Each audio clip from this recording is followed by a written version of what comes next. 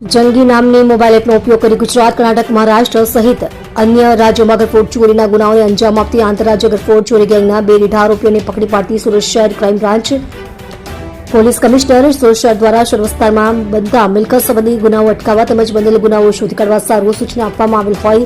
જે અનુસંધાને સંયુક્ત police commissioner Shri crime Surat શહેર તથા નાયબ police commissioner Shri crime Surat શહેર તથા મદદનીશ પોલીસ કમિશનર શ્રી સુરત શહેર નાઓની સૂચના અને માર્ગદર્શન હેઠળ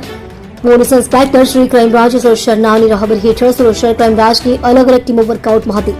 તે દરમિયાન ગઈ તારીખ 21/2/2024ના રોજ અડાજણ આનંદ મહેલ રોડ ઉપર આવેલ શ્રી આનંદ સોસાયટીમાં આવેલ ફરિયાદીના માતા પિતાના બંધ મકાનમાંથી આશરે 20 ગ્રામ સોનું તથા આશરે 150 ગ્રામ ચાંદી તેમજ 28 કાંડા ઘડિયાળ તથા રોકડ રૂપિયા 1 લાખ સહિતના મુદ્દામાલની ચોરી થયેલ હોય તેમજ આ બનાવ વખતે